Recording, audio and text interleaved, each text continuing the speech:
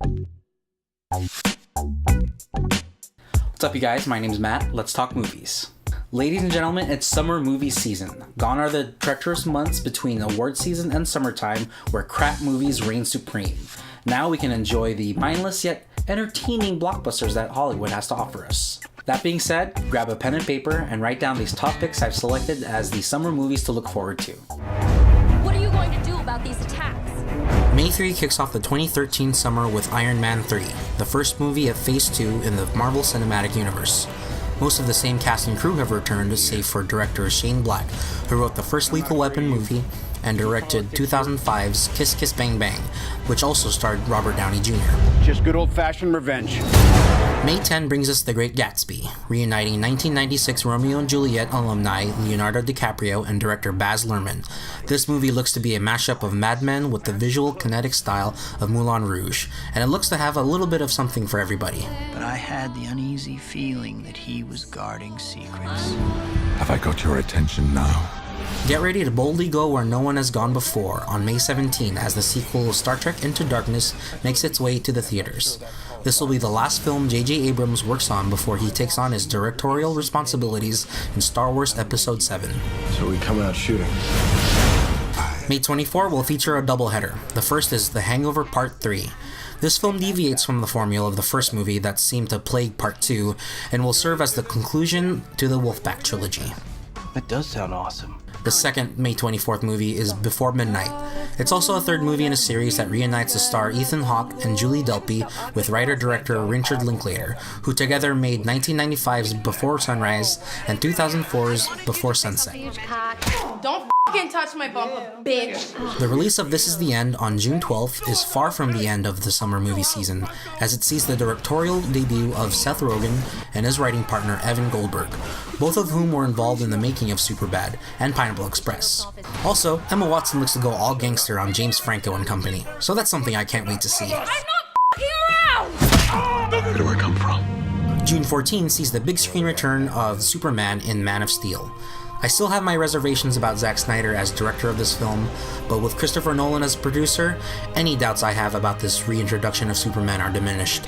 This movie will also serve as the kickoff point for the all but likely Justice League movie.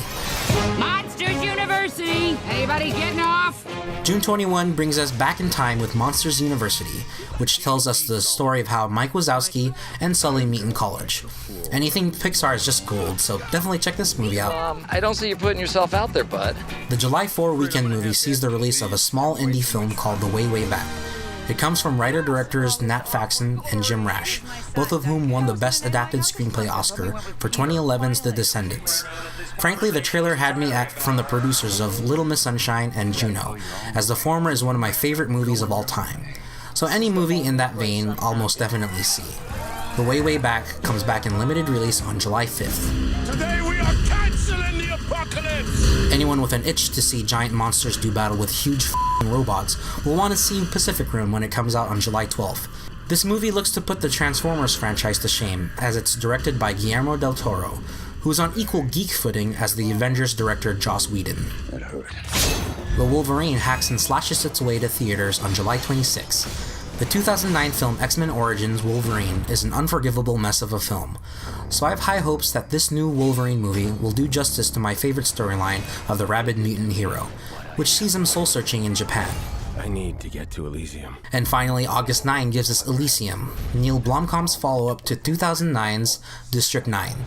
Matt Damon and Jodie Foster star in a film about a dystopian future where the rich live high and mighty orbiting Earth, while the rest live in the ruins of the planet below. District 9 is a polarizing film, so if you enjoyed that movie, you'll certainly like this one as well. They will hunt you to the edge of the earth for this. So there you have it, folks, my top picks for the 2013 summer movie season. Now I know I haven't mentioned a lot of the other movies being released in the summer, and by doing so I'm not being a fair and balanced critic of film, but if my word means anything, at least the selection that I've chosen, it's not gonna suck. Well, not as much as Grown Ups 2. I like the first movie, I just didn't ask for a second one. Okay, let me put it this way. If you watch that movie, you're gonna feel exactly the way that computer-generated deer felt like in the trailer. Lost and bewildered. Anywho, thank you for watching. Don't forget to leave a positive or negative response in the comment section down below, and be sure to stick around for more movie news and reviews. Until next time, have a great day, and I will talk to you guys later. Also, you can follow me on Twitter. It's twitter.com/ubiquitousfool. The sister's calling me. Shout out to Jenny Newell, my sister. Hey, yo, Jenny Newell. I'm recording my next vlog. So I'm going to feature you because you called me in the middle of recording.